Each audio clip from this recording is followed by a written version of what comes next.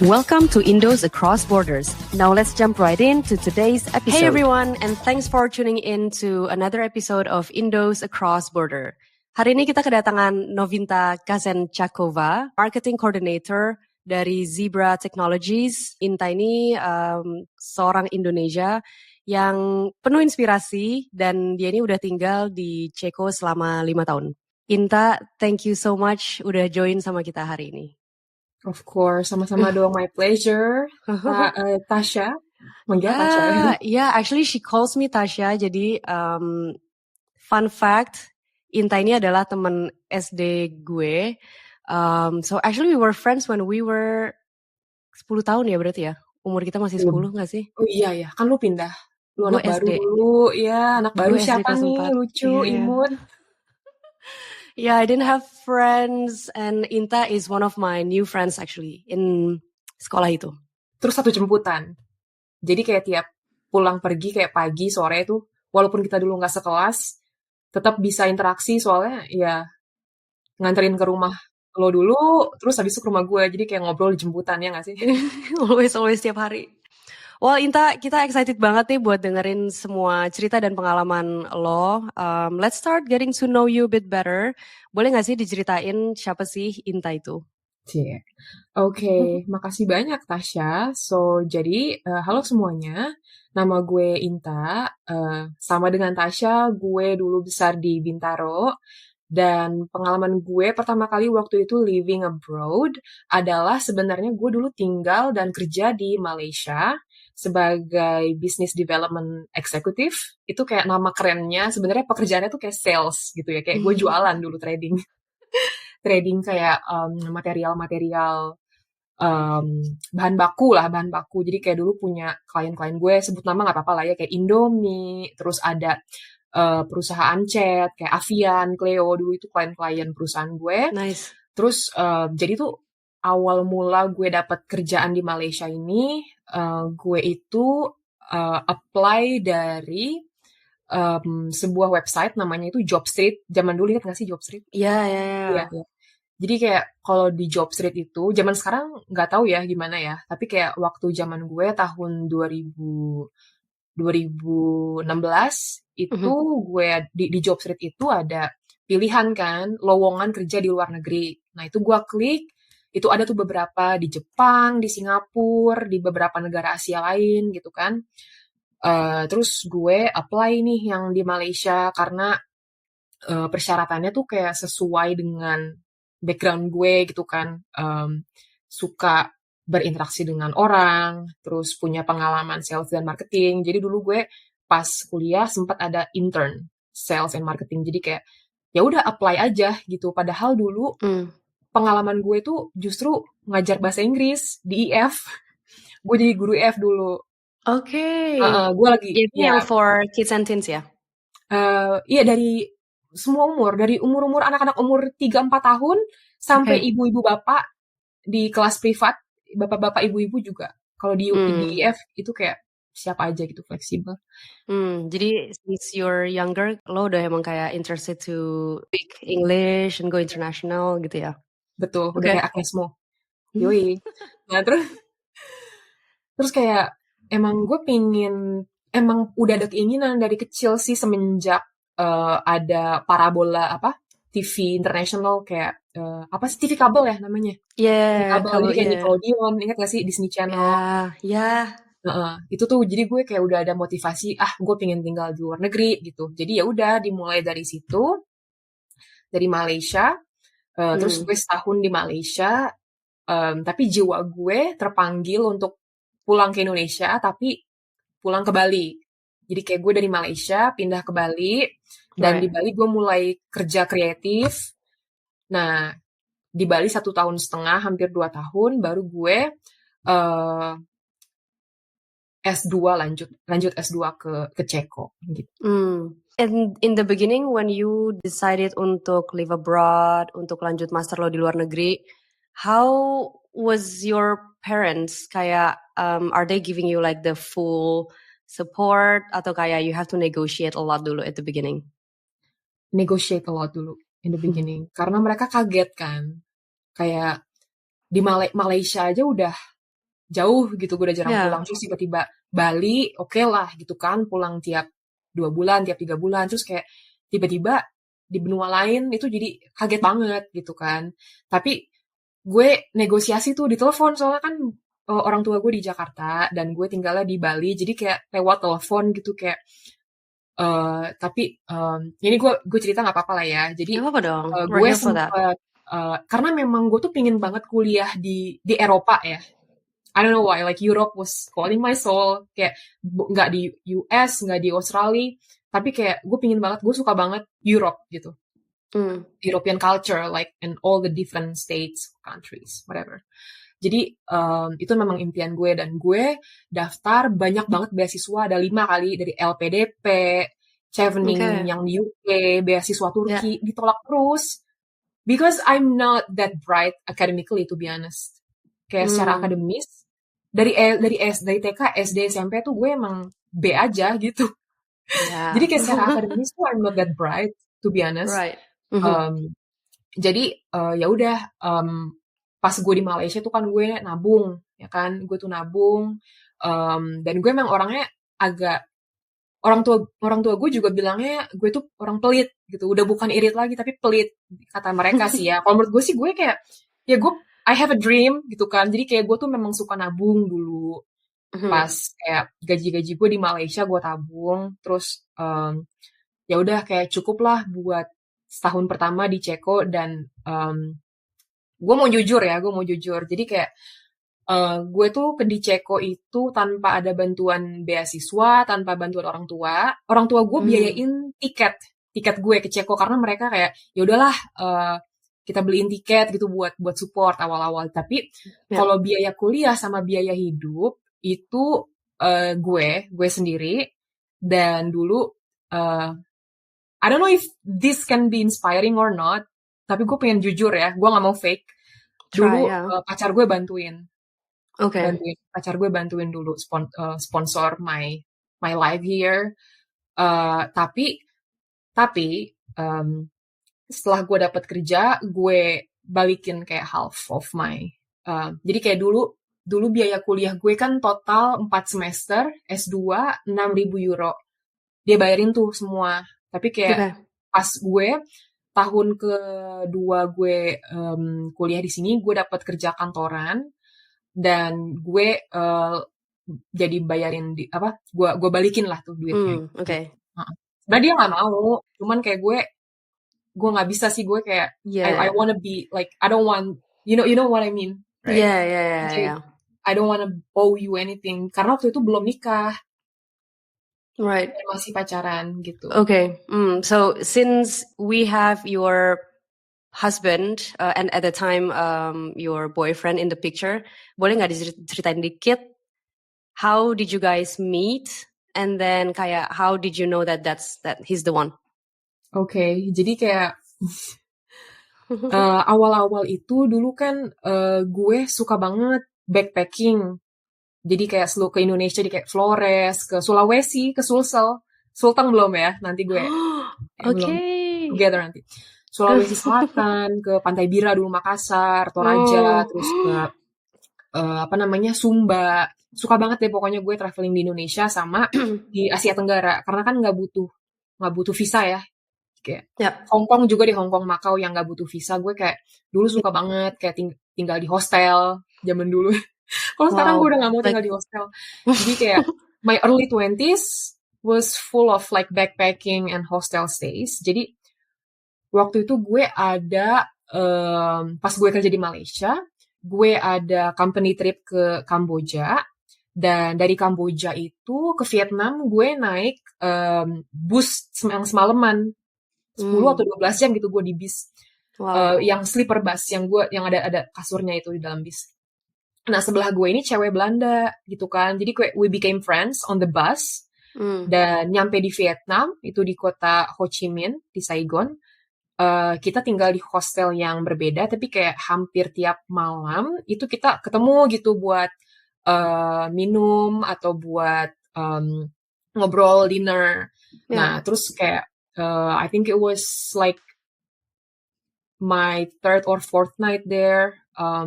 Si temen gue bilang gitu, "Tak, kesini tak ke cafe ini namanya gitu kan. I forgot the name and I am speaking with 3 Slovak men, so I will introduce you to them. So okay, gue nggak berharap apa-apa, gue kayak ya udah temenan aja gitu Just to kan. hang out, yeah.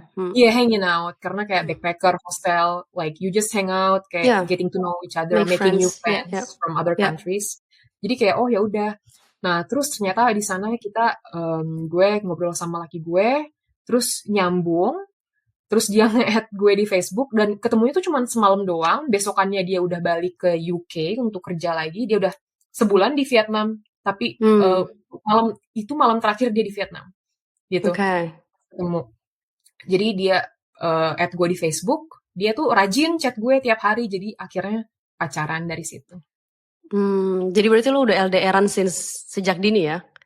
Sejak umur 22-23 ya? Yeah, Iya. yeah. Wow, LDR. wow. And you made the relationship work out. Congrats. Yeah. Dulu, thank you. You too. Oh yeah. Oh my God. It was not easy, but here we are. It was not easy. I don't recommend it to anyone, right? It was horrible. Really horrible. Iya. Horrible banget deh pokoknya dulu. Soalnya nggak tahu kayak kapan kita bisa ketemu lagi, ya nggak sih? Pas LDR-an itu, waktu dia visit gue, cuman 2 minggu, abis itu, setelah itu, we don't know when we will see each other again. Jadi kayak udah cukup, akhirnya kayak, he knows that I really wanted to study in Europe, jadi kayak gue apply ke banyak universitas di Eropa, terus gue pilih Ceko, itu, karena waktu itu di Jakarta itu ada yang namanya EHF, European Higher Education Fair. Gue datang tuh rutin tuh datang ke kayak education fair gitu kan. Nah, sebenarnya gue tuh berminat ke Jerman karena gue kan ada sertifikasi bahasa Jerman gitu kan. Tapi di Jerman itu yang gue lihat, walaupun banyak pilihan universitasnya, itu agak kompetitif karena kayak everybody wants to study in Germany, like they are more popular than the Czech Republic. Nah, terus ada tuh booth Ceko dan cuman satu doang gitu kan. Di saat negara lain itu kayak ada Ngantri. Inggris, ada banyak universitas, ada Perancis juga banyak ya kan? Banyak banget dan Perancis juga populer. Nah, Ceko itu sama sekali nggak populer, cuman yang gue lihat, gue riset juga kan kayak biaya hidup, apakah gue bisa survive dengan tabungan gue saat itu, ya kan?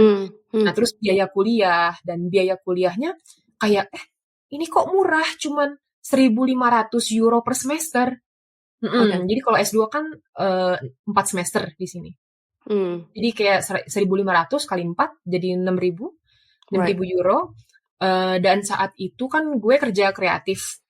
Nah, mulai-mulai tuh gue jadi virtual assistant. Gue ada klien dari US, dari Prancis, dan gue bisa I work from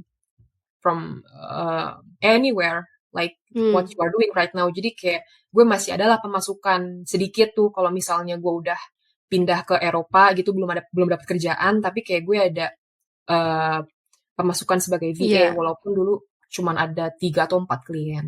Tapi dulu gue pernah loh, gue nggak ada dapat penghasilan sama sekali. Dalam sebulan itu penghasilan gue cuma 500.000 itu gue pernah. And at this time you're already living in Ceko? Yes. Okay. Gak bisa beli baju, gak bisa ngopi. Padahal gue tuh hobi banget ya ngopi. Nongkrong. First world problem, cuman kayak ya Allah nggak bisa beli apa-apa di Sephora dan nggak bisa beli bahkan kayak kalau di sini kan di Eropa kayak merek-merek Eropa ya kayak H&M, Stradivarius itu kan termasuk terjangkau ya, apalagi kalau diskon. Itu aja gue dulu sebenarnya ada tabungan, cuman nggak mau gue pakai gitu karena gue nggak tahu kapan gue ada penghasilan lagi. Terus at that time ketika lo udah nyampe di Ceko nih, when do you know that your boyfriend is coming back or like moving? Because at this time he was still living in the UK kan? Oh, sorry. We came at the same time. Jadi dia memutuskan untuk resign dari kerjaannya dan dia datang bersamaan sama gue. Dan terus karena dia orang Slovakia, jadi fun fact, dulu Ceko dan Slovakia itu kan satu negara yang namanya Cekoslovakia. Tahun 92 itu ada yang namanya Velvet Divorce, Jadi Cekoslovakia cerai jadi 2 negara, Republik Ceko dan Slovakia. Jadi laki gue itu dari sisi Slovakianya, jadi dari Slovakia. Dan bahasa Ceko dan Slovakia itu kayak bahasa Indonesia sama Malaysia. Jadi buat laki gue itu dia lumayan mudah dapat kerjaan because he speaks the language. I see. Iya, jadi kayak dia dapat kerjaan di sini, gue lanjut S2 di sini, dan we got to know each other by co-living. Dan we could see that okay, I think we are meant for each other. Karena when you know, you know ya. Yeah, when you know, kayak lagu Adele. Adele siapa? Lana, ya. Lana, Margaret. Laki gue dulu waktu LDR tuh bilang harus tinggal satu kota dulu minimal setahun, dia bilang, sebelum aku bisa ngelamar kamu. Dia bilang gitu. Karena biar tahu wataknya, biar tahu karakternya, dia mau lihat nanti. Ya, gue juga dong, gue nggak mau beli kucing dalam karung gitu kan. Kayak sebenarnya pas gue sebenarnya gue nggak punya tipe ya. Bahkan dulu gue nggak suka orang kulit putih, gue nggak suka bule. Dulu gue tuh sukanya tuh orang Indonesia yang tinggi, kulit sawo matang secara fisik ya. I remember you telling me this deh. Pernah ya? Yeah. Pernah, iya. Gue tuh pernah bilang gitu. And exactly the same words that you use. Iya. Pakai kulit sawo matang. Pernah, iya, sawo matang. Pernah, gue sukanya dulu gitu kan. Yeah. Nah terus kayak ya udah, kalau misalnya udah cocok dan tahu karakternya, terus juga gue kan ngeliat ya dia itu gimana bersihin apartemen dia, terus baju, laundry, he can do everything, and he's a chef, so he cooks. Jadi kayak okay, he's okay. Jadi kayak gue pengen ngeliat dulu sebelum I would say yes if he ever propose to me. So jadi kayak mutual understanding. Gitu. Yeah. I can hear a little advice here kalau orang Indonesia. If you were dating, I don't know if I can say this, but if you are dating someone who's not coming from Indonesia, kayak those things are the things that we need to lihat dulu nggak sih? Kayak how he is in the house, terus kayak the way he behaves, terus how clean he is, how he does his house and stuff. Karena I kind of had the same experience with you waktu gue pertama kali pacaran sama Paul. He was actually also the one who mentioned kayak we need to see how we are. Kayak bukan cuman in public ya, karena kan in public it's like, all the facade and like, yeah, we can see you from di luarnya, but we also need to, like, he wants to see how I am gitu loh. And at this time I was living in Bandung, lagi nyelesain my study, and he did the same thing juga gitu loh, kayak about laundry, about kayak cleaning the house, kayak, and that's becoming one of the conversations that we had waktu kita pacaran, which at the beginning I thought kayak it was pretty weird because like in none of my previous relationships, kayak we had this kind of like conversation yang benar-benar he needs to see how it is, how it is gitu loh, gitu. And then kalau in my end, after those conversations, it was actually him who wanted to have a serious, like very like taking the series to another step. But this was only until when we were together for 1 year. Terus, yeah. And then I was like, for me, it's still like too early. Karena kayak 1 tahun, we haven't really seen like enough gitu loh. Kayak after he taught me about seeing bukan cuma di luarnya doang, but also like how we are in di dalam rumah, how we take care of the house. Jadi setahun pacaran, abis itu dia mau ngelamar lu gitu? Yeah. Okay. Yeah, kayak I was like, yeah, I mean, we were like so in love and everything just matches aja banget gitu loh. Because we're physically together kan in Bandung. Our story is a bit different here, but like, we hang out like most of the time like together. Like we spend the days like together. Terus we were just, kayak kita tuh udah believe in each other's aja sih. His family has visited Indonesia at that time and he let them meet me. Terus I don't remember, I think it was like my first or second year together, but same as you, like I flew to Europe juga to see his family and stuff. But then I said to him, kayak, I think let's wait for 5 years, because like we were only umur berapa ya? I think I was only 21 years old. Kayak Muda masih banget. kecil, masih muda gitu loh. I don't remember 21 or 22. Tapi I just like, bro, like I'm still finishing my study, you know. And after study kan masih kayak cari kerja dulu and yada yada. So like I said to him 5 years. And yeah, kayak as the time goes by, kayak I already forgot that I mentioned that. Terus after 5 years being together, kayak he came back to me and like he reminded me lagi gitu loh, kayak hey, we've been together for 5 years. Like if you still remember that conversation we had back then in Bandung, like I think this is the time, na. And yaudah deh. So from that, he was already in France at that time because of COVID. Terus kayak as soon Tapi ini as he's putus kan? yeah. Putus. Yeah. Like dia tuh kayak he keep on like contacting me, kayak selalu teleponin gue gitu loh. Video calls, like making sure that I'm fine, you know, although we live far away from each other. And then udah deh, it was like close to December or like November, kayak lagi winternya dia deh, I guess. And then he called me. Yeah, like dia nelfon gitu kayak just asking gitu loh, kayak is just making sure if that thoughts is still on the table gitu. So gue kayak, oh my god, like this guy is really like serious gitu loh, cause like he's been waiting the whole time. Oh. So I thought this is when I said to myself like, yeah, when you know gitu. Kayak yeah, he's probably the one, cause like I could not like get him out of my head, like he's always on my thoughts gitu deh, kayak nonstop. Ini podcastnya jadi ngomongin tentang relationship ya? Yeah, why not? Karena ya dia juga suportif ya, yang gue lihat kayak komen di Instagram lu kayak aduh, tapi itu penting banget sih. Yeah, tapi itu kalau commenting, I think dia juga lumayan kayak pengen ini deh, marking his territory. She's mine. Yeah, she's mine. Like comment number 1 is always Paul. Oh. Yeah. So that was like our story. Okay, so you guys ended up like living in the same country, like same city. Same city. So yeah, he was working and I was studying. Dan gue tuh lupa ya kapan ya, setelah gue lulus apa sebelum gue lulus, intinya dia ngelamar.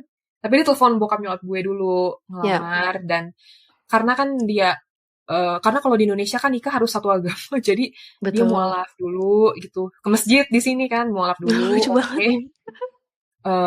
Dia ngelamar dan I said yes, and oh my god, wedding planning during COVID time was horrible. Terus but we made it karena itu banyak banget rintangannya, apalagi pas banget itu pas di hari H gue wedding, kayak undangan udah disebar, udah bayar vendor segala macem, keluarlah kebijakan pemerintah itu 14 hari karantina. Ingat gak sih? Jadi dia harus dikarantina dulu. Ya, karantina. 10 deh, waktu itu 10 ya, 10 hari.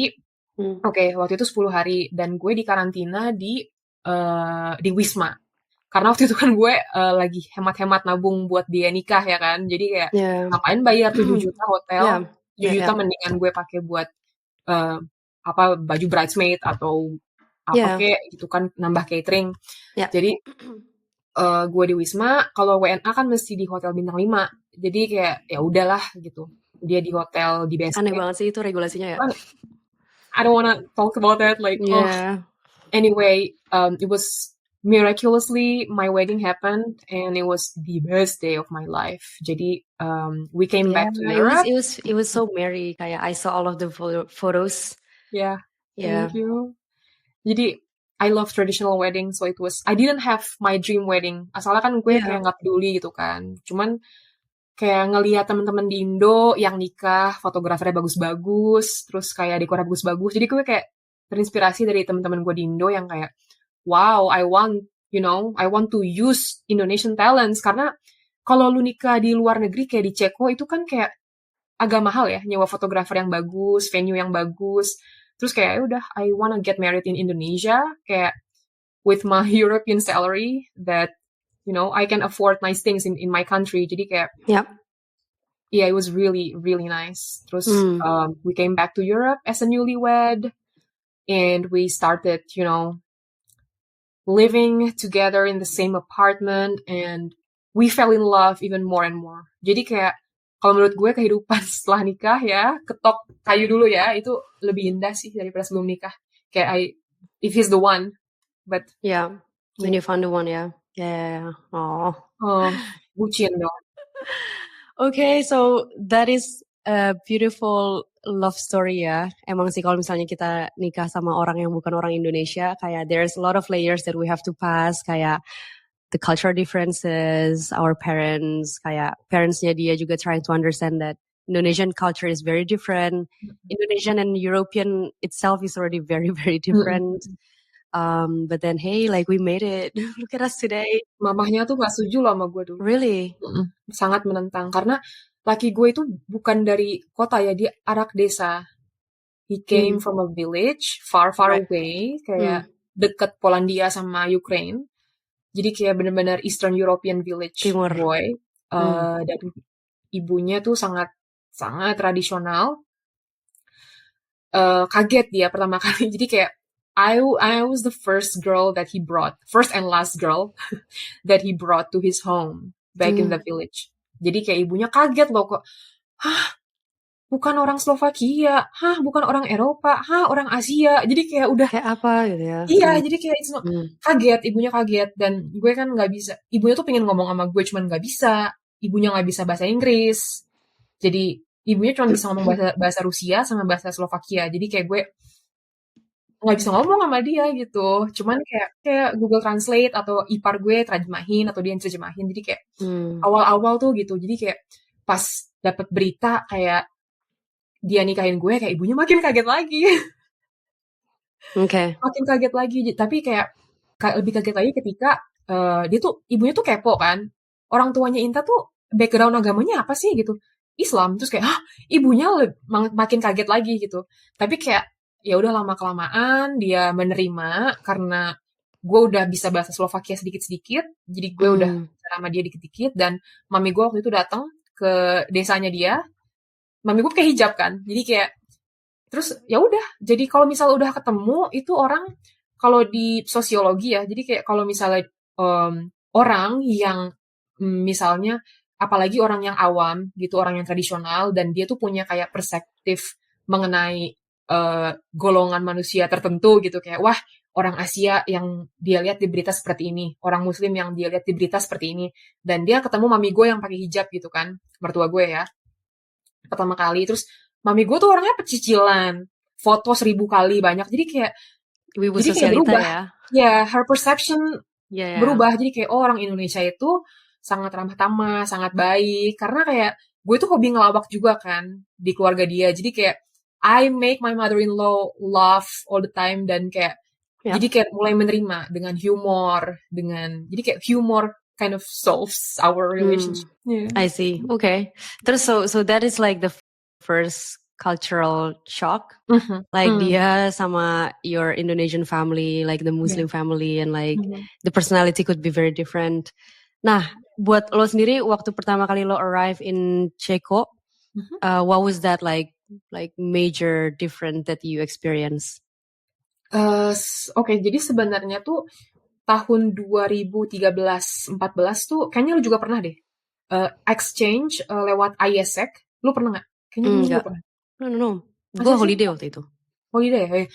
Ada namanya ISEC, organisasi siswa Eropa, yang itu ISEC tuh dari Prancis mulainya. Jadi kayak singkatan ISEC aja tuh bahasa Prancis. Gue nggak bisa nyebutnya ISEC.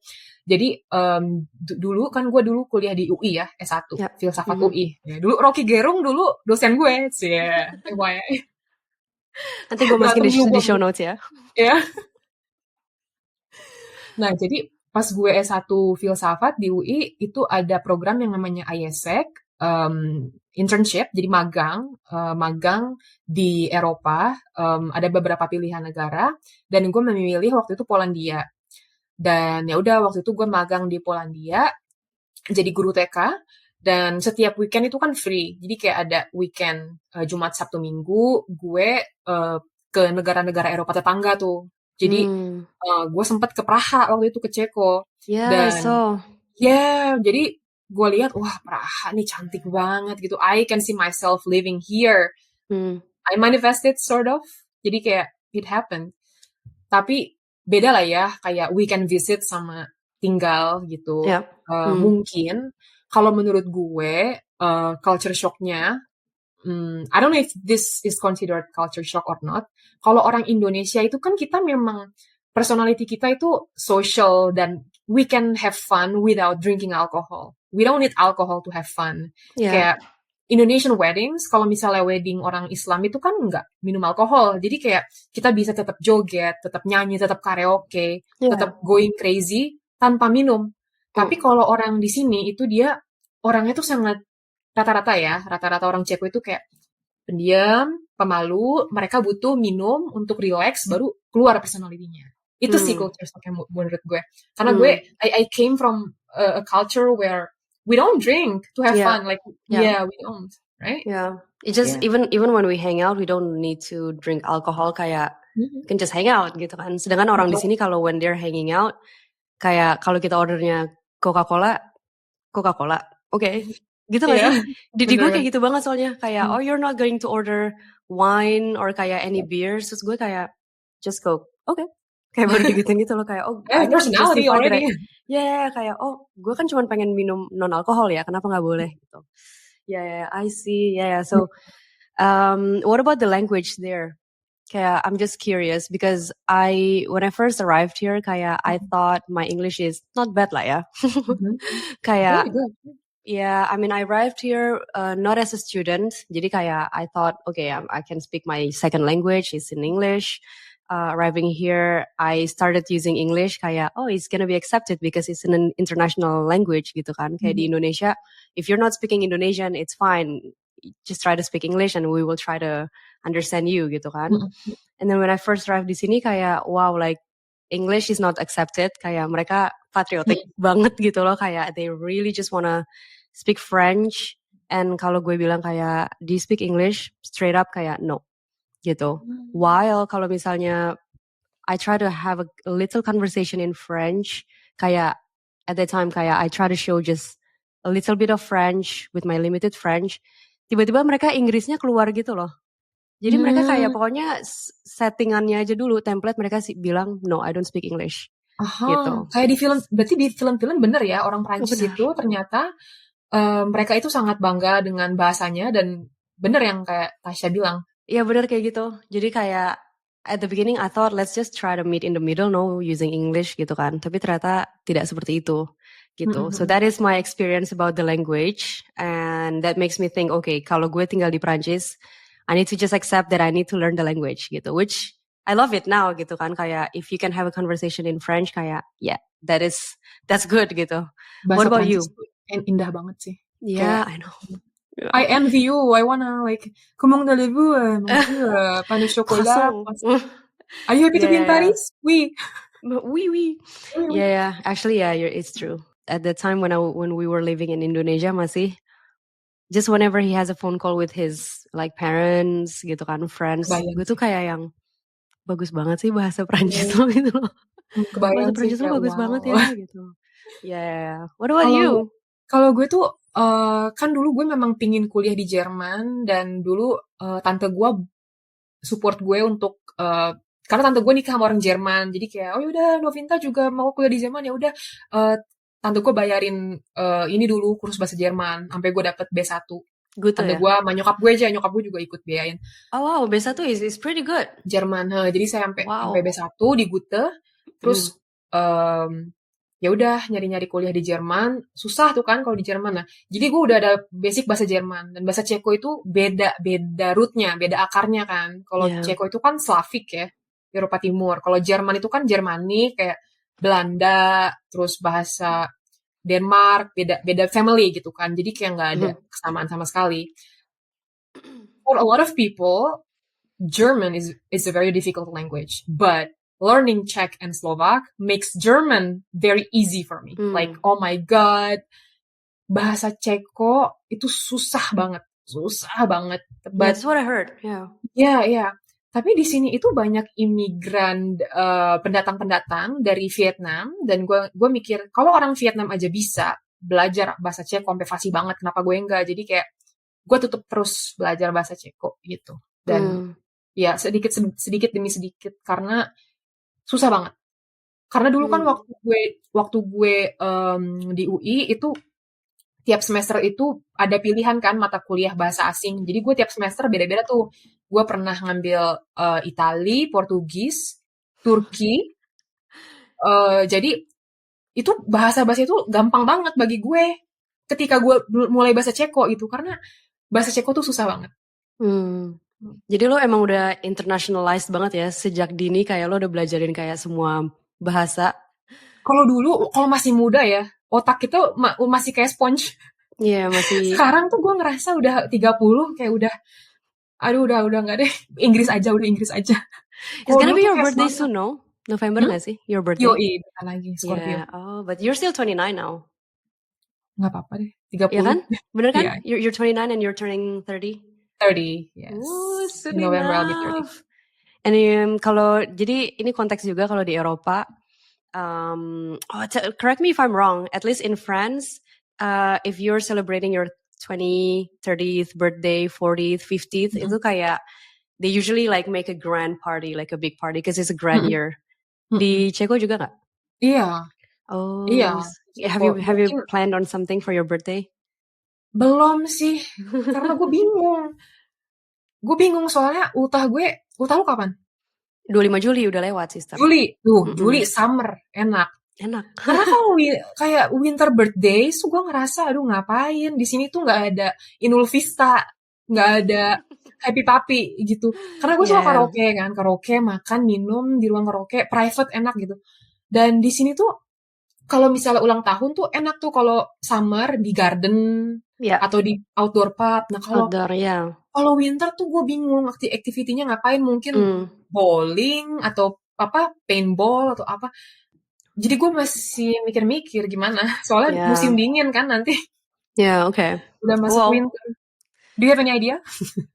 I mean, just gather like 10 people in the house, nggak sih? Kayak masak-masakan Indo. Oh iya, minta suami lo bantuin masakin. Masaknya masakan Indo. I don't know, I mean it's your day, kayak make it about you aja gak sih? Iya. Gue sih emang gitu, waktu tahun lalu kan ulang tahun ke-29, mami gue pesenin tumpeng di orang Indonesia di sini ada yang buka catering tuh, masakan Indonesia tuh. Jadi mami gue kenal kan sama orangnya. Jadi mami gue pesenin catering ke dia, gue ambil ke rumahnya tuh nasi tumpeng kan segede gaban beneran. Gue bawa ke teman-teman gue, udah they are obsessed with Indonesian food. Iya kan? Do they eat rice juga di sana? Iya. Di sini mereka makan banyak. Karena di Ceko sama di Slovakia itu kan banyak pendatang Vietnam ya. Karena secara historis tuh mereka dulu sama-sama sosialis komunis ya kan. Right. Jadi banyak human resource exchange. Banyak imigran, like a second generation, first generation, third generation Vietnamese immigrants, dan mereka buka toko-toko Asia, restoran-restoran Asia, jadi kayak they are used to Asian food. Okay. Dan sekarang kan K-pop juga populer di mana-mana, jadi kayak restoran Korea juga menjamur ya kan, jadi kayak. Oh ya, di Ceko banyak juga. Sorry? Di Ceko banyak juga restoran Korea gitu.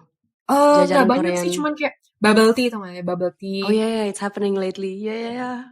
Jepang, Korea, Jepang banyak, sushi. Yeah, di sini juga the bubble tea kayak baru booming a couple of years back. Polo bilang, gue kayak kita udah punya chat time dari zaman SD pensi gitu gak sih? Iya. Ingat gak sih lo kayak chat time datang kayak buka booth di tiap pensi. Oh my god, core memories unlock. I see. Terus lo di sana gimana support system lo, kayak do you have lots of friends? I think because di sana the language is not really like a big barrier for you since everybody speaks English, I'm guessing. Enggak juga sih. Oke, jadi awal kuliah itu kan sulit sekali berteman karena itu kan kita di karantina.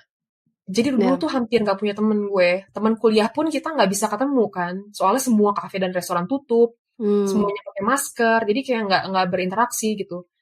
Nah, semenjak COVID pandemi sudah meredup, itu kan ada Facebook group ya. Misalnya Girls in Brno, Foreigners in Brno. Jadi kayak I live in a city called Brno. Jadi kayak gue join Facebook group.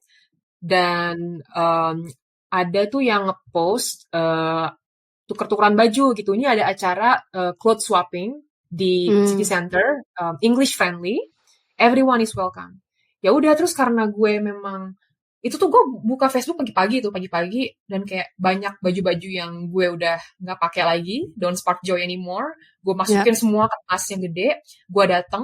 Pas gue datang, I met people our age dan langsung klik. Mereka dari Ceko, dari Ukraine, dari Swedia, dari Jepang, India, dan kita bikin grup. Jadi kayak we started to hang out like every weekend, dan di situ gue mulai berteman. Dan terus juga gue suka dulu ya waktu gue masih punya sedikit teman, karena semenjak COVID tuh kayak insting untuk bersosialisasi langsung menggebu-gebu gitu istilahnya. Okay, yeah. Jadi gue jadi kayak semangat tuh berkobar ketemu teman-teman baru gitu kan.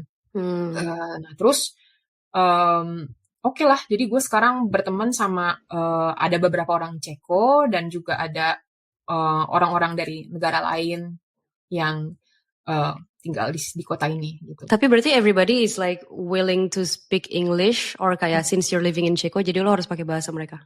You guys speak apa sih bahasanya Ceko ya? Czech ya. Czech. Iya. Karena Brno ini di kota yang gue tinggal itu student city. Yeah, jadi that's what I heard. And it's like the Silicon Valley of the Czech Republic. Jadi kayak Praha itu kan lebih kayak turis, ya kan? Turis, dan sebenarnya Prague is amazing, you know, like I would move there. Tapi kayak I love Brno. Brno is very small and it's a student city, and banyak orang selain student kayak expat juga banyak. Yeah. Jadi kalau menurut gue sih teman-teman gue mayoritas orang non-Czech ya. But my best friends is Czech here. Like my closest friend here is Czech, but dia itu orangnya sangat ekstrovert. Jadi kayak orang Ceko itu rata-rata kan introvert, pemalu, reserved. Reserved. Yes, that's the word. Tapi kayak dia ini orangnya sangat extrovert, dan her fiance is our financial advisor and he's our mortgage guy. Like he helped us get mortgage here. Okay. So jadi kita jadi deket gitu. I see. So I think you got lucky, founding like this person, becoming your best friend now. Yeah. Terus kayak you are hanging out with the people who are like pretty international. Yes. Iya kan? Terus kayak from what I'm hearing, and also like I know like it's a growing tech company juga, banyak juga dari Ceko juga. Iya kan? Terus jadi I think you really got lucky. Yeah. I think I chose the right country. Brno itu it's a second biggest city in Ceko. Yes, betul. Kedua setelah Praha. Yeah, I see. We also have a similarity, kayak di sini juga banyak students sih, banyak university juga. Tapi for some reason it's very still different from Paris, karena di Paris kan semua orang tuh ngomong pakai bahasa Inggris kan. Of course, like if you come there and you can speak French, it's appreciated. Tapi kayak don't worry gitu loh kalau lo nggak bisa bahasanya. If you're just trying out, kayak they will be there to help you out with speaking English. Versus in my city, banyak banget turis, tapi they only come like during summer. Like banyak banget orang Inggris, terus kayak even kayak Asian people, they also come to visit the city. Tapi mereka cuman kayak come here for, you know, like a week. Tapi the people is very kayak the locals, they're not really open, like I hate to say this, tapi they're very used to and they love their comfort. Okay. Gitu. Jadi kayak whenever there's like new people or kayak foreign people, it's so hard for them to kayak hang out with new people aja gitu. Okay. Gitu. So that's kind of like what I felt when I first arrived di sini, where like it's not very easy to be accepted unless you speak the language. Gitu. Tapi gue liat di Instagram lu, teman-teman lu seru banget loh. Yeah, after 2.5 years, yes. But like, I think itu mereka orang Prancis? Prancis. Prancis. Tapi the first year kayak imagine like you don't speak the language and kayak can you imagine the people yang belum pernah pergi keluar kota, keluar negeri banyak. Jadi they don't know what to ask, they don't know how it looks like abroad, ngerti gak sih? Kayak mungkin I don't know like orang-orang yang belum pernah tinggal di luar kota gitu kayak orang Jogja kayak ketemu sama orang bule kayak ya udah they're just different, they have different skin color but that's it. Ngerti gak sih? Nah, these are the people like tinggal di sini gitu loh. Did you get some stares? Kayak lu diliatin gitu dari atas sampai bawah? I mean, it's not about this sih, lebih kayak they don't want to have a conversation aja gitu. Karena at the beginning I didn't have any French skill gitu. Jadi I don't know how to start a conversation. They don't seem like they're curious enough gitu kan. So the first couple of months, I think the first year was a bit tiring. Karena kayak I just feel like, you know, pengen ngobrol gitu loh, Tak. Gue pengen ngobrol, tapi kok kayak nggak ada yang pengen ngobrol ya sama gue gitu. Bahkan anak mudanya juga ini. Iya. Karena mereka kayak udah punya their own circle gitu loh. And I think this is also another kayak, I don't want to use the word struggle, but yeah, struggle. When you are 30s, kayak in your 30s and you want to start building a friendship, kayak it's not easy gitu loh. Kayak everybody already have their own circle. And then they want to add one other person yang very different, have different personality banget. Kayak it's not super easy gitu loh. Unless those are the people who is very, open-minded about differences gitu. Well, di sini all the people kayak udah just us with us aja gitu. Ini tuh universal struggle sih, pas kalau menurut gue. Soalnya teman-teman gue yang orang international di sini juga mereka cerita untuk berteman pun mereka pakai Tinder BFF, Bumble BFF. Iya. Gitu. Jadi Bumble kayak untuk teman. Iya, untuk berteman karena memang susah ya di mana-mana apalagi di Eropa yang memang kulturnya agak kurang welcome ya, tapi kayak nggak semuanya ya, beberapa gitu. Kayak apalagi kota kecil kayak kota lu atau kota gue gitu kan. Jadi gitu sih. I feel like the first couple of months, especially when I didn't speak the language at all, susah gitu loh untuk get into the circle. Tapi makin kesininya kayak, of course kayak same as you gitu loh. I was like continuously looking for making new friends gitu kan, because I needed that. And yaudah, finally kayak I met those people, and also like the French yang pretty open-minded, yang also have a dream to live abroad. Jadi kayak secara mindset udah sama gitu loh, kayak they wanna understand about, they wanna improve their English. Terus kayak mereka bener-bener pengen belajar kayak di dunia di luar tuh kayak gimana, di Indonesia kayak gimana gitu sih. And yeah, I think kalau di gue, the more I improve my French, the more kayak orang-orang baru mau jadi open gitu ke gue. Gitu. Ngerti So banget sih. the point is like learning French.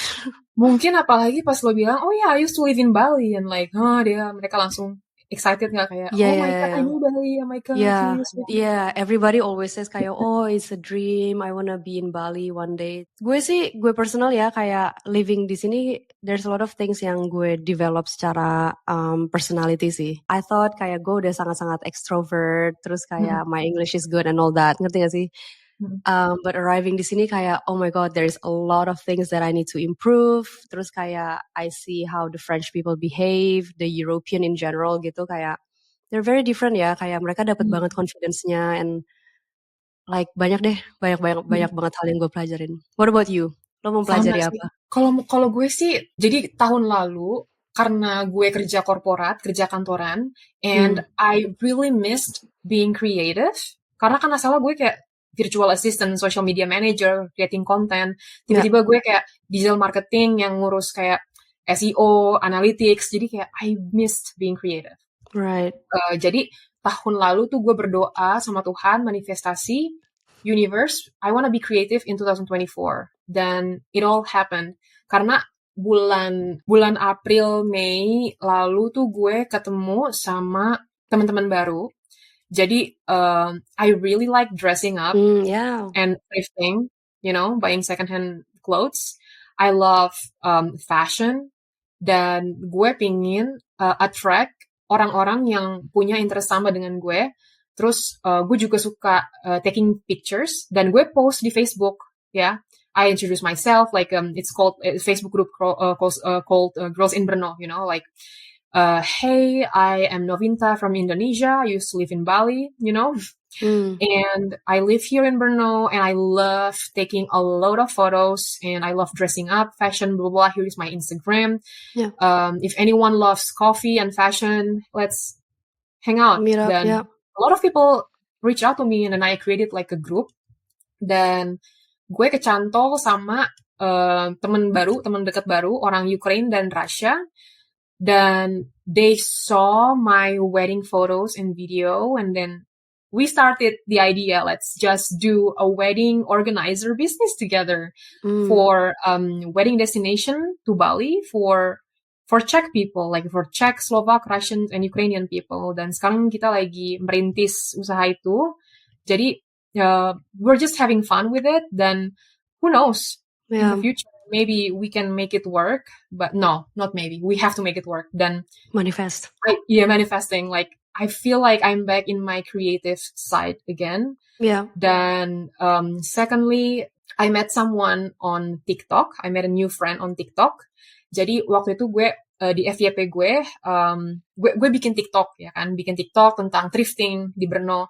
Dan ada satu cewek nge-follow gue, terus gue follow back, and oh my god, she's so fashionable. I really like her style. And then I asked her like, hey, do you live in Brno? Let's go for drinks. And we met, and then we started another business together. So we are opening an online thrift store, like for like vintage stuffs. So right now I'm really having fun doing these things. Yeah. So yeah, this is what I learned, you know, like being productive, even though it's not as profitable as my actual job, you know, working corporate, tapi ya lumayan, maksudnya kayak buat tambahan penghasilan dan have fun gitu. It's something that I really love. I enjoy it. Yeah. I think this is, I mean, I really adore that about you so much. Kayak, I mean, I know from the beginning kayak waktu kita tinggal di Indonesia, kayak I know that you're someone very creative. Like you have so much to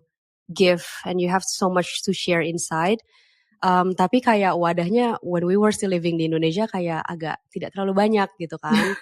And then when you moved to Europe, I mean you struggled like ya kan with building new friends with the language. You've been struggling juga kan, kayak belajar juga how to get along with your family. Tapi terus kayak just for some reason kayak the universe kayak make us meet with the right people untuk kita bisa salurin lagi those creativity gitu kan.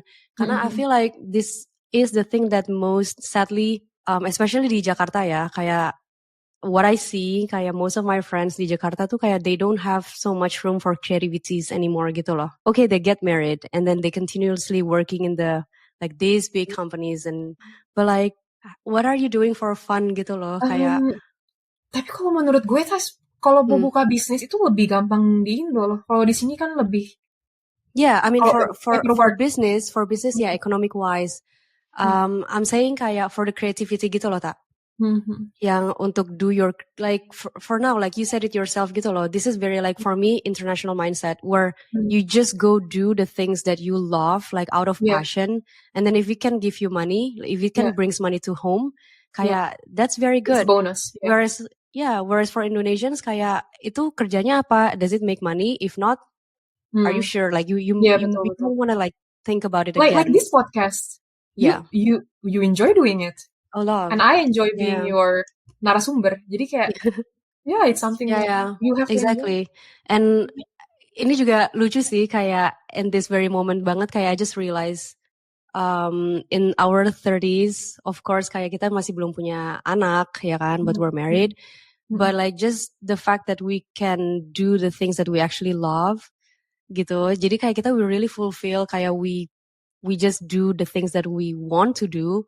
Until nanti one day kita punya anak, but we are already ready, like fully ready mentally, because we've done it all. Kayak we travel. Udah selesai hidupnya. Exactly, yeah. Jadi kayak not that we go to Bali because we need to refresh our head. Kayak we go to Bali because we want to.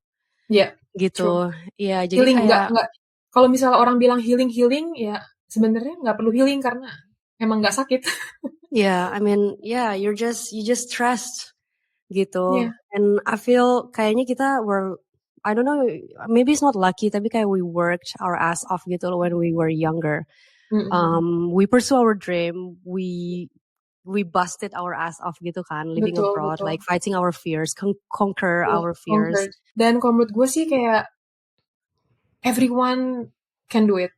Like if we can do it, you can do it too. Go after what you want, ya. Jadi kayak menurut gue sih kayak you harus tahu apa yang lo inginkan, karena kan tiap orang keinginannya beda-beda gitu ya kan. Yeah, exactly. Jadi kayak jangan ngelihat orang lain kayak si ini punya ini ikut-ikutan gitu. Jadi kayak what you want. Jadi kayak jangan ikut-ikutan orang, tapi kayak think about yourself, what you enjoy the most, and go after it. Kalau menurut gue sih, jadi kayak misalnya lu kalau mau sukses, kalau mau happy, tapi lu pinginnya tinggal di Indonesia, ya udah gitu. Jadi kayak yang penting lu happy gitu misalnya. Dan kalau menurut gue sih, gue akuin mungkin lo juga kayak kita ada sedikit privilege. Kayak misalnya walaupun orang tua kita tuh bukan yang kayak milioner yang rumah gede apa segala macem, tapi kalau misalnya nyokap gue dulu nggak install TV cable, mungkin gue nggak, jujur gue nggak bisa jadi guru bahasa Inggris, gue nggak bisa, sama sih, nggak bisa sekarang di sini gitu kan. Dan dulu kan sekolah kita kan dulu sekolah yang bagus ya kalau menurut gue. Jadi kayak sekolah yang mendorong anak-anaknya untuk kreatif gitu kan. Nggak semua SD kan dulu ada pelajaran apa sih yang bikin KTK. Iya KTK. SD adik-adik iya lagi dulu nggak ada.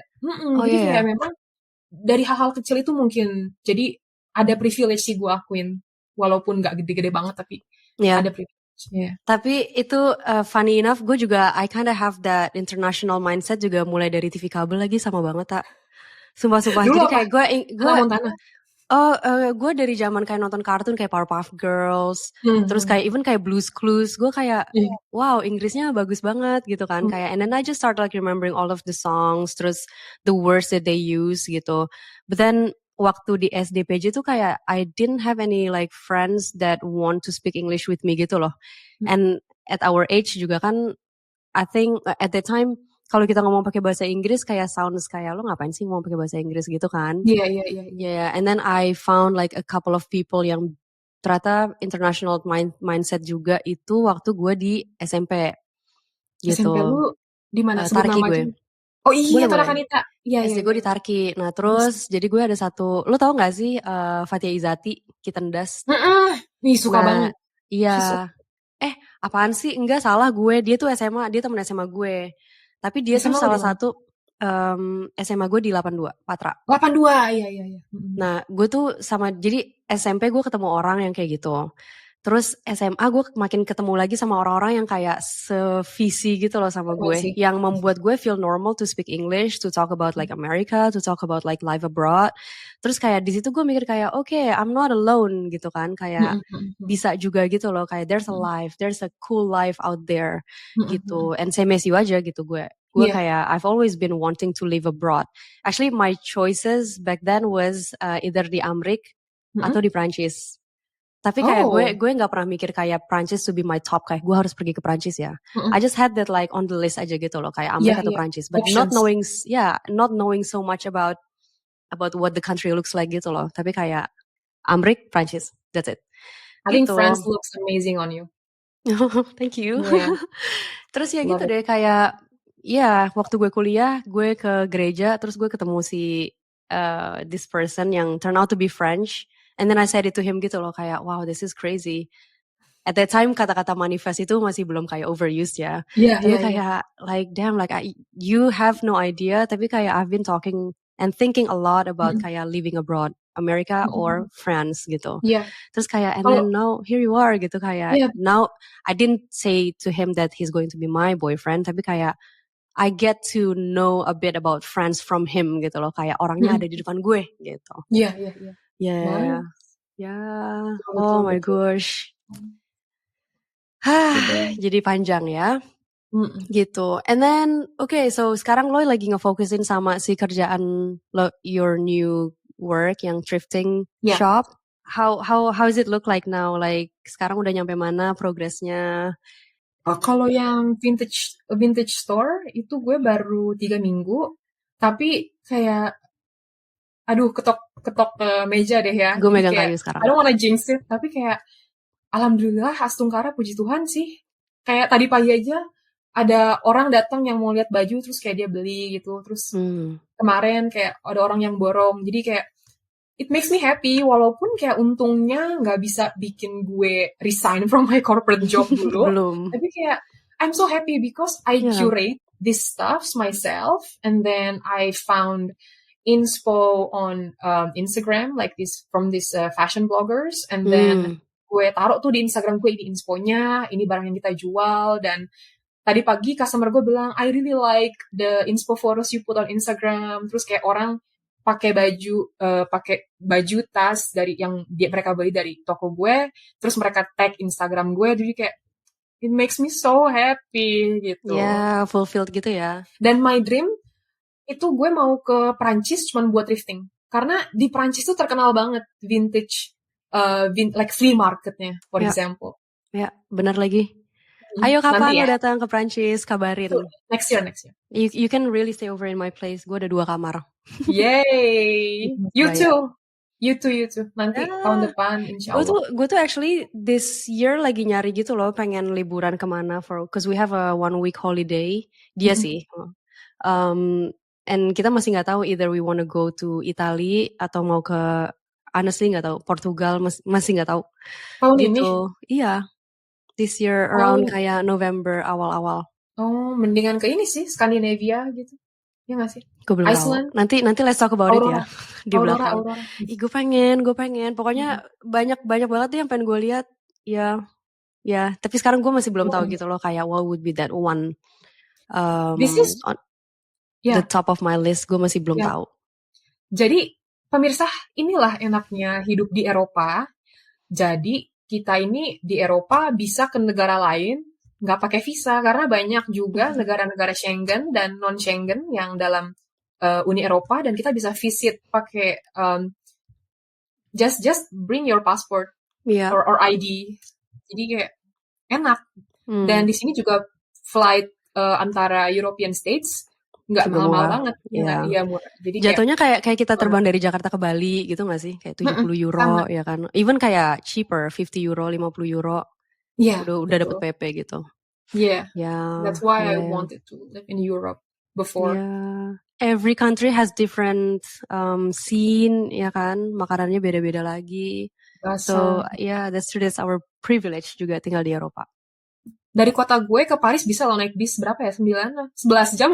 It's a big continent, kayak naik bus aja dari sini bisa ke negara lain gitu. Yeah. Betul. What is your best country that you have visited so far? I really like Spain karena budaya, karena gue tuh suka banget orang Spanyol, mereka sangat loud dan they look like they are celebrating lives, you know. Karena I live in Central Eastern Europe dan orang-orangnya tuh yang lebih kayak reserve dan butuh alkohol untuk, you know, personality-nya keluar. Dan ketika gue ke Spanyol, I feel like home because orang-orangnya tuh selain welcome dan hangat, they dance, they sing, like they play music, like these are like my people, just like Indonesians. Jadi suka banget Spanyol, pantai-pantainya indah dan bahasanya juga gue suka sih Spanyol. Dan kota Barcelona itu indah banget walaupun sangat-sangat touristy. They hate tourists, but I really like Spain in general. What about you? Wow. Gue terakhir yang gue sangat-sangat kayak kaget, kagum gitu sih. Gue waktu itu gue lihat Alps. Kayak gue simply kayak belum pernah ngeliat gunung es yang esnya nggak pernah mencair tuh kayak cuma di sana. So when I was there, gue cuma kayak I mean I went to, gue dari Prancisnya. And then I went to Geneva juga. Gue itu sih, gue Alps. Terus Alps dekat dari tempat lo? We drove, waktu itu kita nyetir kayak 6 jaman lebih gitu. Oke. Another city, country yang gue see myself living in itu Amsterdam sih. Belanda ya? Iya, parah. Itu menurut gue kayak orang-orangnya sangat-sangat laid back sih. Laid back banget. And English is accepted everywhere. Gue masih jujur ya kayak gue bahasa Prancis juga, bahasa Prancis gue tuh masih beginner lah. Gitu. So somehow gue masih kayak I feel so tired to speak French gitu. Jadi gue masih suka banget ngomong bahasa Inggris. And gue ke Belanda udah 3 kali dan feeling gue selalu sama. Kayak all the people are very welcoming. And like, yeah, just the country itself. Chill, lo naik sepeda setiap hari. I went there winter, summer, spring, kayak all good. Like semua orang-orangnya laid back, seru. Betul. Yeah. It was just so good gitu. Jadi kalau live kayaknya I can see myself living in Belanda sih. Belanda ya. Iya orang Belanda, entah kenapa ya kalau gue ke Belanda itu waktu itu 2019 ke Amsterdam juga. Sebelumnya juga gue udah pernah ke Belanda, tapi bukan di Amsterdamnya, di Roermond, kota lain. Kalau misalnya orang nanya gitu, where are you from? Okay, I'm from Indonesia. Kayak 75% bilang, oh, my grandma is Indonesian. Oh, my great-grandpa is Indonesian. Oh, my uncle is Indonesian. Kayak, mereka tuh kayak bangga banget gitu punya dari Indonesia. Kayak, hah, really gitu. Kayak waktu itu kan gue di Amsterdam nginep di Airbnb gitu ya. Hostnya itu kayak bener-bener londo yang pirang, mata biru gitu. Kayak, oh ya, my grandpa is Indonesian. Like, hah, kagak kelihatan gitu. Jadi kayak... Yeah. Terus banyak restoran Indo di sana. Kalau di sini di kota gue kayak restoran Indo gue harus pergi ke Paris dulu. Dan it's overpriced. Ya, banyak gitu. Sedangkan kalau di sana kayak Indonesia di mana? Ya, di Belanda tuh semuanya kayak every 10 minutes jalan kaki restoran Indo. Bali, Java, or like whatever, kayak pokoknya semuanya ada Indo-Indonya gitu. Ya. Iya.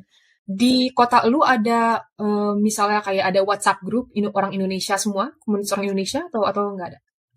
We don't really have so many Indonesians here. Bisa hitungan jari dan itu mostly mereka students yang dikirim kayak 6 months gitu loh. Jadi every 6 months ada yang baru lagi, nanti 6 bulan datang lagi yang baru gitu. Exchange student aja. Oh, gitu. Okay. And ya, jadi gue nggak bisa begitu. I mean, I hang out with them, tapi kayak cannot really build like a deep conversations gitu sih, karena kayak knowing that in 6 months they're living juga gitu kan. Iya, betul. Ya, jadi it's easier for me to just build yang friendship-nya sama orang yang actually tinggal di sini aja gitu. Betul. Gitu. Lo di sana banyak gak orang Indo? Mungkin ada 30-an ya, cuman beda-beda ya. Ada yang, ya ada, kan kita ada WhatsApp group ya. Dan gue juga suka pesen kue-kue kering atau masakan Indonesia ke one of them. Tapi mereka itu, we have differences. Kayak ada yang udah umurnya 40-an ke atas, terus punya anak 2 gitu. Jadi gue jarang ketemu sih. Ada juga orang-orang yang kerja di DHL Ceko di kota gue. Banyak juga orang Indonesia, orang Filipina gitu. Kadang pernah gue di mall, kok denger bahasa Indonesia, logat Bali gitu. Terus gue kayak langsung, "Bleh, orang Bali ya?" gitu. "Oh, iya mbak ya," gitu. Jadi kayak suka random aja gitu. Iya, tapi gue ngerti sih, karena di kota gue juga kayak gitu, karena banyak kan anaknya tuh usia 20-an, 21 gitu. Jadi gue kalau ya kayak they're all here to have fun, to enjoy themselves, to pergi ke sana ke sini because they only have 6 months. Tapi mereka manggilnya gue Ibu RT gara-gara gue yang paling tua di sini. You are the oldest, mah gak ada yang lebih tua lagi? Iya. I mean for the students kan mereka 20, 21, 22 gitu kan umurnya. And there is some sih ibu-ibu, tapi yang ya udahlah mereka dengan kehidupannya sendiri aja, mereka dengan suaminya dan anak-anaknya aja gitu. Cannot really hang out, you know. This is a very interesting topic ya. Kayak apa tuh?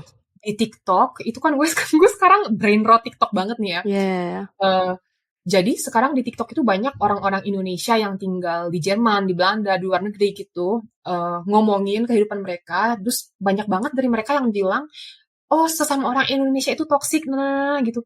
Kayak gue sedih sih dengarnya gitu. Karena apalagi yang punya suami bule dan orang yang udah nikah sama bule lama, terus ngelihat orang yang baru nikah sama bule gitu ya. Jadi kayak mereka merasa senioritas gitu. Itu yang gue dengar dari TikTok ya. Terutama yang di Jerman. Cuman kayak I don't experience that here. Karena Karena mungkin di Ceko jarang orang Indonesia dan kayak sedih sih gue dengernya gitu. Di Jerman mungkin lebih banyak orang Indo ya, nggak tahu. Di kota gue, alhamdulillah ya, kayak kita nggak terlalu julid. Tapi kayak gue ada teman tinggal di Berlin, terus kayak orang-orang yang tinggal di Paris, mereka berasa banget gitu kayak, oh jangan terlalu dekat sama yang ini, soalnya nanti gue like I remember one time I came to Paris, terus kayak ada seorang wanita dia nikah juga sama bule gitu kan, terus kayak oh kalau sama yang dia ini ngomonginnya ini kayak gosip gitu loh. Terus gue kayak oh wow like that is like so sad because me in my experience kayak gue pengen punya banyak teman Indo gitu loh because I miss speaking the language gitu kan. And terus kalau misal like gue cuma gak ngerti aja sih kenapa ya so negative gitu. And I wish it's not happening like that gitu kan. Kayak there's a lot of things that you can learn menurut gue. Terus ya kenapa ya udah jangan ngomongin gosipnya, jangan ngomongin negatifnya gitu gak sih? Kayak just be open aja with the differences. I don't know. Betul. Lucky enough in my city gak terlalu kayak gitu. Tapi ya it's true kayak lumayan image-nya orang Indo yang nikah sama bule tinggal di Eropa tuh kayak in a special image gitu. So sad. Kenapa ya? Padahal menurut gue ya, kayak bule kan juga manusia gitu. Gini nih ya, pemirsa.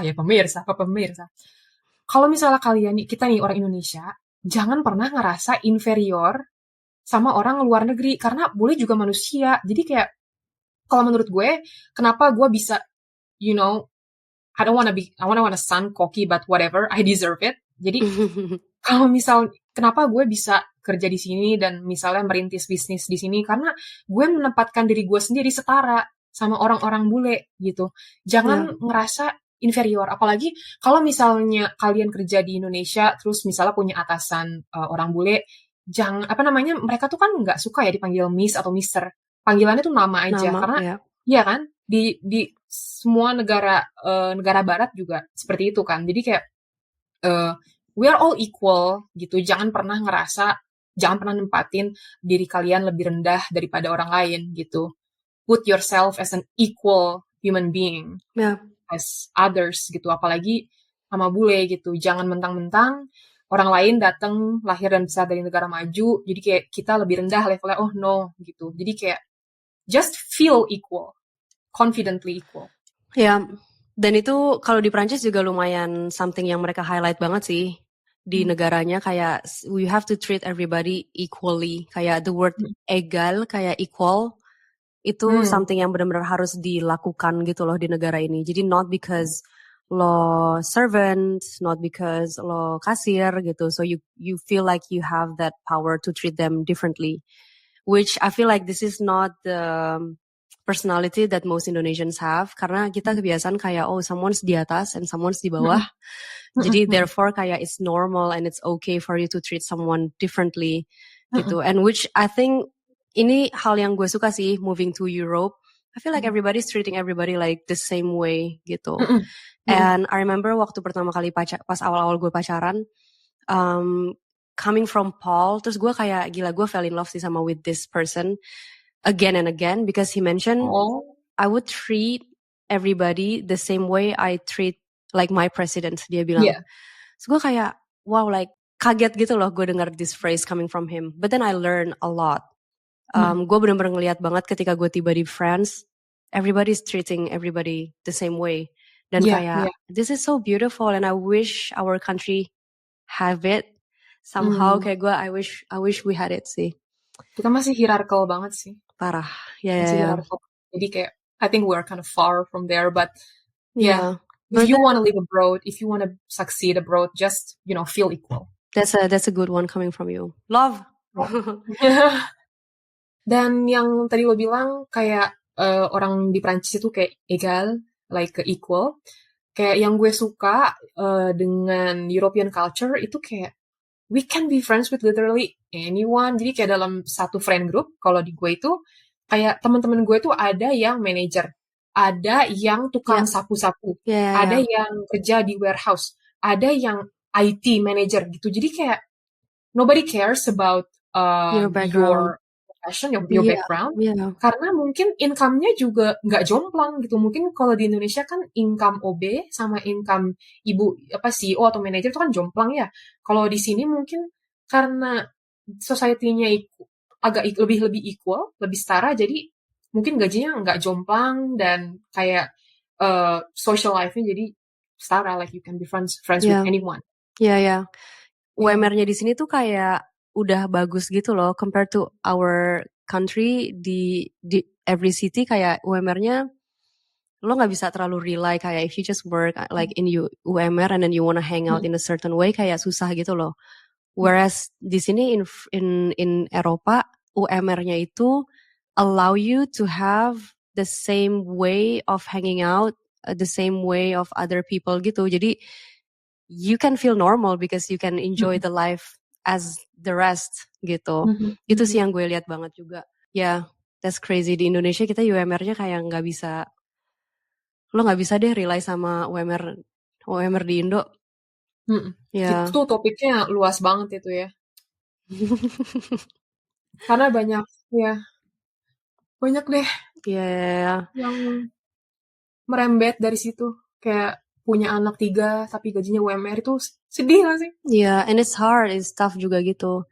And what I like about the European di sini pensionnya mereka bagus. Karena kalau di Indonesia once you finish your kerja, kalau udah masuk pensiun tuh kayak you can only rely your life with your anak-anak gitu kan. Itu Especially juga perbedaan yang sangat besar tuh. Yeah, especially buat most Indonesians yang let's say nggak punya bisnis atau kayak they don't have a passive income. Kalau kita just a normal person yang nggak sih kerja di bank, kerja di after you finish your work, after you get like that 1 year salary, that's it, kayak you're done gitu loh. There's no like uang dari government yang allow you to just live gitu kan. Versus kalau di I'm sure di sana juga sama. Kita tuh dapat pension yang bisa banget lo mau liburan ke luar negeri, mau jalan-jalan just like a normal people tuh bisa banget gitu dari si pension itu. You're not afraid of sakit nanti because card vital asuransi dari governmentnya juga kayak bagus gitu kan, rumah sakitnya semuanya pokoknya terjaga deh, kayak you're not afraid ketika lo nanti tua gitu. Versus kalau di Indonesia agak susah ya gitu, once kalau kita udah nggak di usia kerja ya yang bisa ngehidupin kita paling anak-anak kita gitu kan. Gitu sih, itu aja dari situ juga udah beda banget. Generational, banyak yang terjebak dalam sedih sih gue dengan kata sandwich ini generation. Iya. Itu kayak aduh. Kok bisa ya gitu. Yeah. Well, I mean we're in the middle of it juga gak sih, Ta? Iya kan? Ya begitu. You hope not, but yeah, we're still Indonesian. Tapi kayak mungkin ya ini topik terakhir sebelum, karena I wanna respect your time. No, Tapi kayak ini I really wanna talk about this. Parentingnya orang Eropa ya. Kalau kata parenting bukan berarti kayak parenting pas masih bayi sampai umur 18 tahun. No, parenting is like full your life. Kita kan belum punya anak, tapi yang gue lihat dari misalnya mertua gue, orang tua Eropa yang anak-anaknya seumur kita, itu tuh memang mindset untuk mereka punya anak itu untuk anak mereka gitu loh. Jadi kayak if you ask someone why would you have a child, why would you have children, like kalau banyak yang bilang untuk meneruskan garis keturunan atau untuk it's like that's not a reason, you know. Dan kalau misalnya orang di sini tuh punya anak ya they take parenting really seriously. Jadi kayak it's like having a kid is the biggest responsibility dan mereka itu sangat serius gitu dan government-nya mendukung dan I don't know about in France tapi kayak di Ceko misalnya kan parental leave bisa sampai maksimum 4 tahun, ya kan? Dan juga nggak cuman ada maternity, tapi juga ada paternity leave. Jadi kayak ayahnya juga bisa cuti, gitu. Jadi kayak equal aja mau. Nah, jadi punya anak itu memang it's a serious thing. Jadi sampai gede juga anak lo you are still parenting until you die or your kids die, you know. Jadi gue lihat laki gue nih ya, I'm not only talking about money, tapi yang gue lihat aja misalnya laki gue tuh udah in his mid 30s. Tapi pas kita pulang ke Slovakia gitu ya, mamanya tuh udah 60 tahun ke atas, kayak dia dikasih duit bensin cuy, kayak ini 100 euro, 200 euro, kayak kadang gue dikasih juga kayak ini 100, 200 euro, kayak hah, gue nggak kebiasa ya, karena gue orang Indonesia kan kebalikan, kita harusnya ngasih ke orang tua, itu yang it's where we came from ya kan, budaya kita. Kayak gue pernah nolak, terus mertua gue marah gitu, tersinggung, kayak oh ya udah gue ambil gitu. Jadi memang it's your kids, it's your responsibility for your life. Kalau orang Eropa sih rata-rata seperti itu ya. Nggak semua, cuman kayak mostly ya. The mindset is different. Kalau gue pernah kebalikannya. Jadi waktu itu gue pergi ke restoran, and I thought kayak gue pengen gantian bayarin. Nah terus gue bayar kan. Tapi well she still accepted it sih. Gue pergi sama mertua gue, terus sama suami gue juga. Terus pas udahannya si suami gue tuh bilang gitu sama gue kayak in our country kayak it feels weird that kita yang muda bayarin orang tua gitu. Really? Iya. Karena buat mereka kan mereka kebiasa uang lo tuh ya udah uang lo aja gitu loh. Kayak we don't need untuk dibayarin makan siangnya gitu, because obviously kayak ya they don't need it gitu. Terus gue kayak oh gitu ya. Jadi for his parents dia tuh mereka ngerasa it's a bit awkward gitu kalau dibayarin sama gue. Gitu. Kalau gue kebalikan, kalau gue kayak gitu. Oh, oke. Tapi sama juga sih, gue kayak berapa kali kayak gue ulang tahun gue dikasih kado sama omanya Paul gitu. Terus gue kayak sumpah gue nggak expect dikasih kado sama oma-oma gitu loh. Iya. Kayak gue nggak expect dikasih kado gitu loh. Maksud gue, lu udah tua. Kalau di country gue, semakin lu tua gue semakin sedih gak sih, gue semakin pengen gue yang memberi gitu loh, ketimbang kayak lu yang ngapain lu yang ngasih gue gitu. Tapi ternyata di sini kayak it's just like a common thing to happen aja gitu, where kayak oh ya I got a kado from my oma, I got a kado from my opa. Terus kayak okay, it's a very like cultural thing ya turn out gitu. Iya. Jadi kayak kalau yang menurut yang gue lihat sih ya, mungkin I overanalyze it, tapi kayak memang mindset mereka itu anak lo itu tanggung jawab lo dan mereka tidak minta dilahirkan, yang like, istilahnya ya lo yang berbuat, kayak jadi kayak don't worry, like I want to make your life easy gitu. Mindsetnya. I agree banget. Kayak they really create this space buat anak-anaknya, dan it's not for them to ask ke anak-anaknya gitu. Jadi nanti kalau kita punya anak cucu, kita harus bisa seperti itu juga. Oh, mama yang bayarin, ayo kamu apa? Kamu mau apa? Sini. Amin. Iya. Ya, seperti itu. Nah, kalau lo, if you're to give some saran buat orang Indo yang pengen tinggal ke luar negeri, kira-kira saran apa sih yang datang dari Inta? Okay, just do it. Be confident. As I said before, put yourself as an equal human being. Jadi kayak kalian adalah setara, dan jangan malu-malu, know what you want. Jadi kayak pertama-tama harus tahu apa yang kalian inginkan. Kalau misalnya niatnya mau kerja atau mau belajar, jadi kayak jangan ada yang namanya limiting belief, jangan ada yang namanya pemikiran terbatas, dan percaya bahwa segala sesuatu itu mungkin. Sebenarnya terdengar klise ya, tapi kayak ini beneran. Karena banyak banget kan dulu gue sempet jadi virtual assistant mentor gitu kan. Dan menti-menti gue tuh banyak yang kayak malu-malu nyari klien, malu-malu gitu. Jadi kayak no, just put yourself out there, be confident, dan just do it. Yeah, I agree totally. Try to change the what ifs to be what if it works out. Yes. Ya nggak sih, itu everything is possible literally. Ya, karena kita kadang-kadang as you said kayak the limiting beliefs tuh kayak selalu mikir gimana kalau nanti nggak work out, gimana kalau nanti coba diganti deh. What if you work out? What if nanti you become success with whatever you're doing? Just change your mindset to becoming something positive. As cliche as it sounds, tapi coba kayak what ifs-nya diganti jadi positif.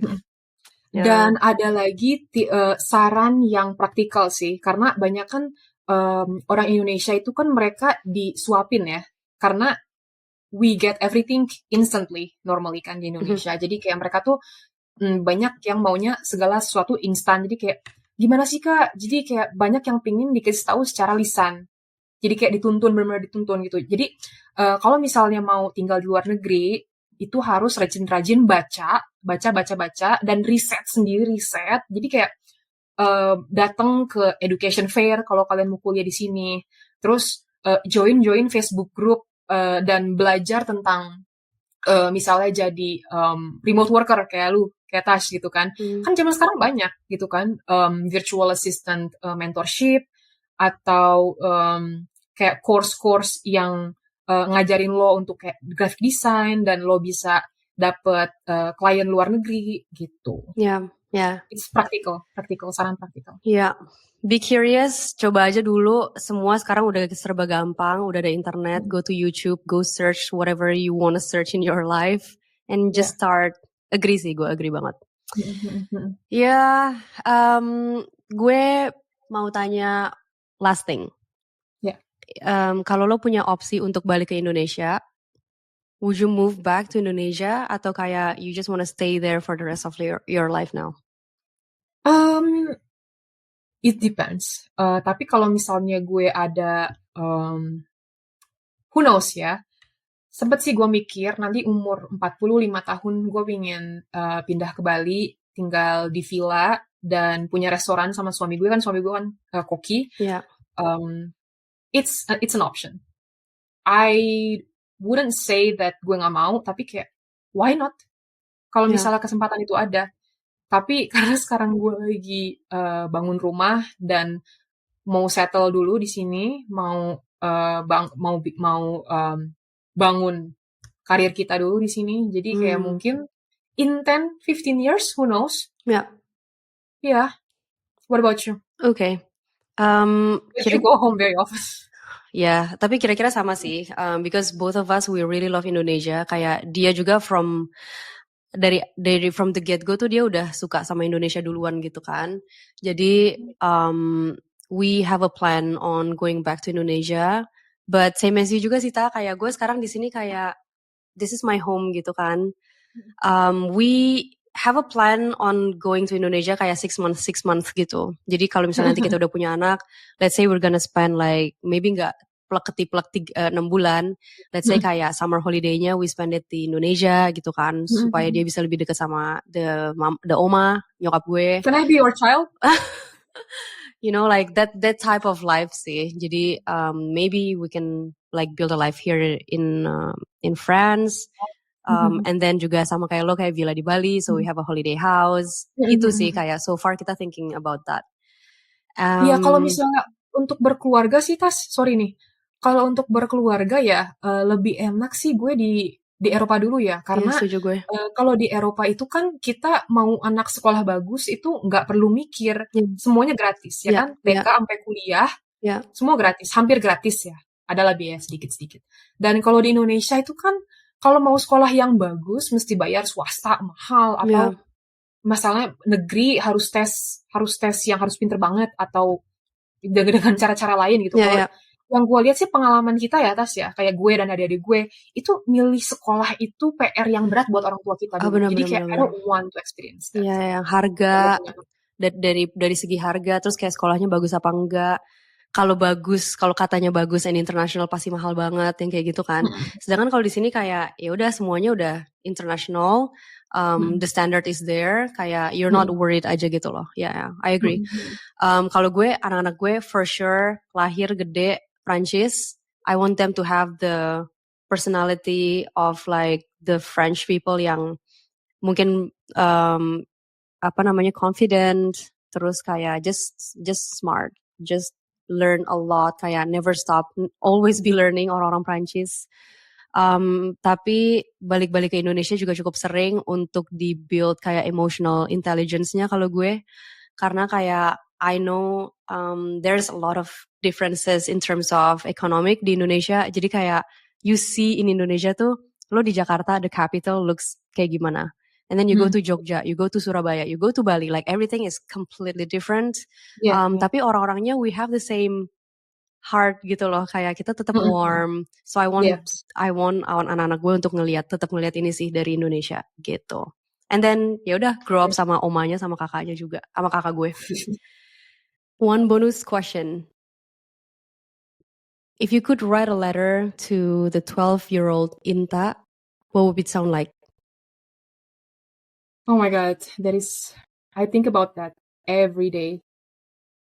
So I would just tell her that, hey, 12-year-old Inta, by the time that you are 30, you will have all of your wishes come true. You're gonna marry the love of your life. You're gonna fall in love with each other every single day, more and more. And your family is gonna be the happiest family again. So please don't worry that everything seems to be crumbling down right now, but everything will start to go your way by the time that you are 30. You're gonna be surrounded by so much love and great friendships. And you're gonna achieve all of your cita-cita. Oh, that was so beautiful, actually. Imagine like the chubby me, Yeah. The chubby me with glasses and the girl who has so much dreams. I know. Yeah. Oh, that little girl yang kayak. Oh, sorry. Continue. Yeah, no, I mean, I was just picturing yourself because, like, I know you when you were 12 years old. Kayak, yeah, this little girl yang had so much dreams. Terus kayak, she's just a happy girl, like, innocent one, like, having a lot of things that she wants to do. It was so beautiful. I love it. Love it so much. It's very beautiful. So, for you guys, so check out the full episode. Last thing banget before we wrap up, if you want to share your social media handles with our listeners so they can follow you on your journey, on your work, thrifting maybe, and stay up to date with... boleh juga mungkin do you do Just Tip? I don't know, why not? Yeah, why not? Yeah, so you can share with us. Instagram gue @animalrationale. Okay, ditaruh ya I will make sure to add it on the show notes. Yeah. Dan online shop gue juga, siapa tahu ada yang mau barang-barang thrifting Eropa gitu kan. Nanti gue pulang, insya Allah November bisa bawa. Gue jadi bisnis. No, I mean, karena the personality of a European thrifting, and then as you said, like di France, di Ceko juga now growing, itu sekarang udah mulai nyampe ke Indonesia kok. Iya. Gue excited sih untuk thrifting di Indonesia, Jatinegara, Pasar Baru, Pasar Senen. Yeah. I think everybody's already like very open to jangan terlalu banyak belanja dari H&M yang the fast fashion. So kudos, like good luck to you and all of your journey. I wish you well. Stay happy, stay healthy, stay you, change nothing, keep on inspiring the world. Likewise, Madam Pratelier. So, sending good energy your way. Sending energies, positivities. Amen. Bersih. Kita ketemu nanti di Prancis atau di Ceko ya. Yeah, let's go. Thank you everyone. See ya. Bye.